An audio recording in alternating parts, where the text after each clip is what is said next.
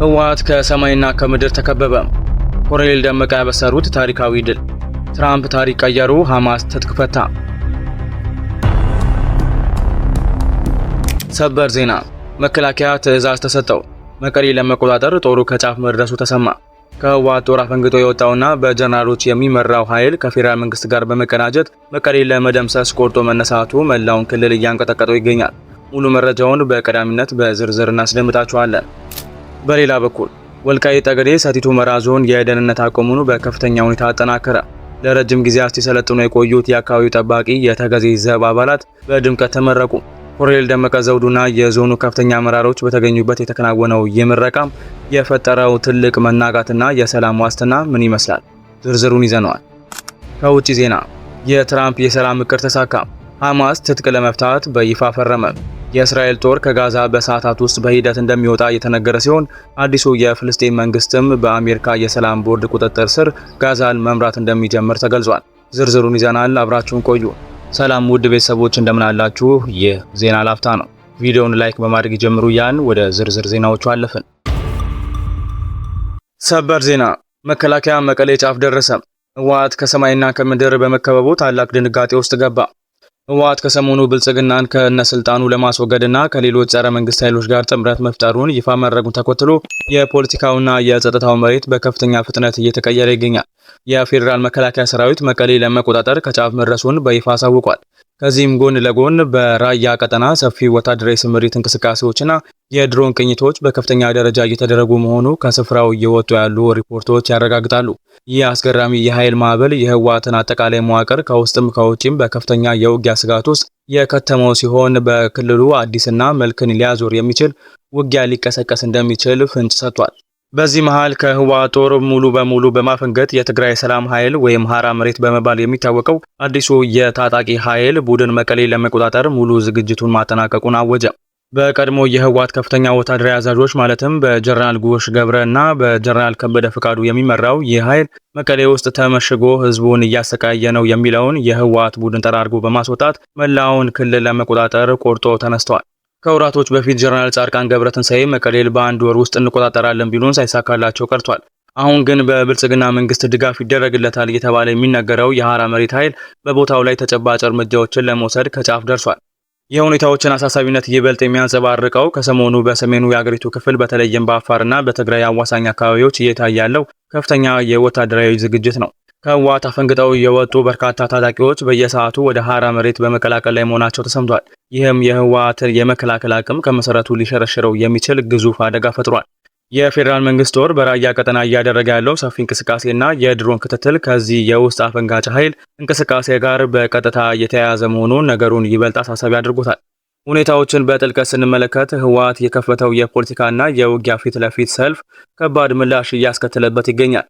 ከዚህ ቀደም ከአንድም ሁለት ሶስቴ ከህወሓት ኃይሎች ጋር ፊት ለፊት የተዋጋውና የመንግስት የአየር ኃይል ድጋፍ እንደተደረገለት የሚነገርለት የሐራ መሬት ኃይል አሁን በያዘው አዲስ ስልታዊ አቀማመጥ የትግራይን ፖለቲካ ገጽታ በአጭር ጊዜ ውስጥ ሊለውጠው የሚችል አቅም ፈጥሯል።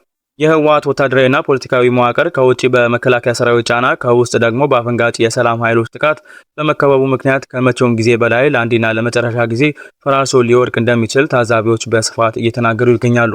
በመጨረሻ መከላከያ ሰራዊት መቀሌ ጫፍ መድረሱና የሐራ መሬት ኃይል ሙሉ የውጊያ ዝግጅቱን ማጠናቀቁ ለቀጣዮቹ ቀናት የሰሜን ኢትዮጵያ ጸጥታ እጅግ ወሳኝ መሆናቸውን ያሳያል።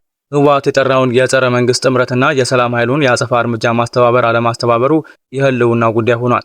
በቅርብ ሰዓታት ውስጥ መቀሌንና አዋሳኝ አካባቢዎችን ማዕከል ያደረገ ምን አይነት ድንገተኛ ወታደራዊ እንቅስቃሴዎች እንደሚከሰቱና የጦርነቱ ፊት ወዴት እንደሚያመራ በጉጉት የሚጠበቅ ሲሆን ተጨማሪ መረጃዎች ሲደርሱን ወዲያውኑ የምንልክ ይሆናል። እርሶም በዚህ መረጃ ላይ ያሉትን ማንኛውም ሐሳብና አስተያየት በኮሜንት ሴክሽን ላይ እንዲያጋሩን እየጋበዝን አሁን በቀጥታ ወደ ቀጣዩ ዜና እንለፍ። የተከዜ ዘብ የምድር ድሮን ነው። በኮሎኔል ደመቀ ዘውዱ የተመራው ታሪካዊ የምረቃ ስነ ስርዓትና አዲሱ የጸጥታ ምዕራፍ። በወልቃይት ጠገዴ ሰቲት ሁመራ ዞን ላለፉት ጊዜያት ሲሰለጥኑ የቆዩት የአስፈሪውና የቁርጥ ቀን ኃይል የተከዜ ዘብ አባላት በታላቅ ድምቀት ተመረቁ። በምረቃ ስነ ስርዓቱ ላይ የዞኑ ዋና አስተዳዳሪ አቶ አሸተ ደምለው፣ የዞኑ ምክትል አስተዳዳሪና የሰላምና ጸጥታ መምሪያ ኃላፊ ኮሎኔል ደመቀ ዘውዱን ጨምሮ የዞኑ ፖሊስ መምሪያ ኃላፊ ኮማንደር ወለላው ተገኘ፣ ከፍተኛ የስራ ኃላፊዎች፣ የወረዳና የከተማ አስተዳደር መሪዎች እንዲሁም ተጋባዥ እንግዶችና እጅግ በርካታ ተመራቂዎች በቦታው ተገኝተዋል። የዞኑ ዋና አስተዳዳሪ አቶ አሸተ ደምለው በመድረኩ ላይ ባደረጉት ግልጽ ንግግር ባለፉት 6 ዓመታት ህዝቡ በርካታ ታሪካዊ ድሎችን ማስመዝገቡንና ቀደም ሲል በግፍ ተነፍጎት የነበረው ነጻነት በንቃት አግኝቷል ሲሉ አጽንኦት ሰጥተዋል። የተገኘው የሰላምና የነጻነት ጮራ በዘላቂነት እንዲጸና የዕለት ተዕለት የሁሉም ዜጋ ኃላፊነት መሆኑን አስገንዝበው ተመራቂዎች የአካባቢያቸውን ሰላምና ጸጥታ በማስጠበቅ ረገድ የተጣለባቸውን ታሪካዊ አደራ በብቃትና በብቁ ቁመና ሊወጡ እንደሚገባ አሳስበዋል። በተለይም የዞኑ መሪዎች በንግግራቸው ህዝቡ ከትውልድ ትውልድ ያወረሰውና የነጻነትና የማንነት ተጋድሎ አጽንኦት ሰጥተዋል። የወልቃይት ጠገዴ ህዝብ ከጥንት ጀምሮ በድንበርና የአገር ጠባቂ ጽኑ አምድ መሆኑን ተገልጾ የዚህ ኃይል መቋቋም ለቀጣዩ ትውልድ አስተማማኝ ሰላም ለማስተላለፍ የሚያስችል ታሪካዊ ምዕራፍ መሆኑ ተመላክቷል።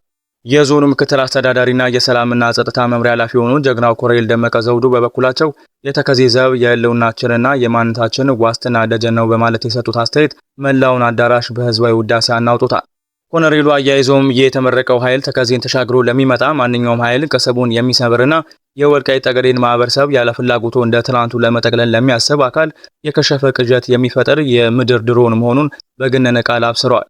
በተጨማሪም ተመራቂ አባላት በስልጠና ቆይታቸው ያገኙትን የንድፈ ሐሳብና የተግባር ዕውቀት በመሬት ላይ በመተርጎም የጠላትን ሴራ በአንድነት በመመከት የአካባቢያቸውን ሰላም በዘላቂነት ለማስከበር ከፍተኛ ዝግጁነት ማሳየታቸው ተረጋግጧል። የወልቃይት ጠገዴ ህዝብ ከጥንት ጀምሮ የድንበርና የሀገር ጠባቂ ጽኑ አምድ መሆኑን ያስመሰከረበት ይህ ታሪካዊ መርሃ ግብር የተገኘውን ሰላም በጋራ በመጠበቅ ለቀጣዩ ትውልድ ለማስተላለፍ ጽኑ መሰረት የጣለ ትልቅ ምዕራፍ ሆኖ ተጠናቋል። ቪዲዮአችንን ላይክ ማድረግ አይርሱ እያልን ወደ ውጪ ዜና አለፍን። ትራምፕ የሰላም ምዕራፍ ማብሰራቸውን አሳወቁ። ሐማስ ሙሉ በሙሉ ትጥቅ ለመፍታት ተስማማ። ግዙፉን የመካከለኛው ምስራቅ ጂኦፖለቲካዊ ቀውስ በአንድ የምሽት መግለጫ ሊቀለብሰው የሚችል ድንገተኛ እና ታሪካዊ ዜና አሁን ከዋሽንግተን ተሰምቷል። የአሜሪካው ፕሬዝዳንት ዶናልድ ትራምፕ የሐማስ ታጣቂ ቡድን ከረጅም አሻፈረኝ ባይነት በኋላ በጋዛ ሰርጥ ሙሉ በሙሉ ትጥቅ ለመፍታት በይፋ መስማማቱን ዓለምን አነጋጋሪ በሆነ መልኩ አብስረዋል። ይህ ትልቅ ለውጥ እውን የሆነው ግብጽ፣ ኳታርና ቱርክ ባደረጉት ከፍተኛ የዲፕሎማሲያዊ ርብርብ ሲሆን በሂደቱም የሰላም ቦርዱ አባላት እና የሐማስ ከፍተኛ ባለስልጣናት በተገኙበት አስገራሚ ስምምነት ላይ መደረሱ ተረጋግጧል። በእቅዱ መሰረትም ሐማስ ከባድና ቀለል ያሉ መሳሪያዎችን እጅ በመስጠት ጋዛን ከወታደራዊ እንቅስቃሴ ፍጹም ነፃ ለማድረግ አቋም መያዙ የሰላም መንገዱን በሰፊው ከፍቶታል። በተደረሰው አዲስ ስምምነት መሰረት የተጎዳቸው የጋዛ ሰርጥ በአሜሪካ በሚመራው የሰላም ቦርድ ቁጥጥር ስር በሚተዳደር አዲስ የፍልስጤም ቴክኖክራቶች መንግስት መተዳደር እንደሚጀምር ይፋ ሆኗል። ከዚህ ጎን ለጎን የእስራኤል ወታደሮች በተቀረው የጊዜ ሰሌዳና በእቅዱ ማዕቀፍ መሰረት አካባቢውን ደረጃ በደረጃ ለቀው እንዲወጡ ይደረጋል። ይህ እጅግ አወዛጋቢና ታሪካዊ የተባለ እርምጃ ለዓመታት የዘለቀው የደም መፋሰስ የሚያቆም ለፍልስጤም ህዝብም አዲስ የሰላም ምዕራፍ የሚከፍት ወሳኝ ምዕራፍ መሆኑን የገለጹት ፕሬዝዳንት ትራምፕ እስራኤልም ለተቀመጡት የሰላም ነጥቦች ተገዢ ሆና ትገኛለች የሚል ሙሉ እምነት እንዳላቸው አጽንኦት ሰጥተው ገልጸዋል። ውድ የዜና ላፍታ ቤተሰቦች የሰዓቱ መረጃዎቻችን ያደመጣችሁትን ይመስል ነበር። ስለተከታተላችሁን እያመሰገንን ቻናላችንን ሰብስክራይብ በማድረግ ቤተሰብ እንድትሆኑ እየጋበዝን በዚሁ ተሰናበትን። ጤና ይስጥልን።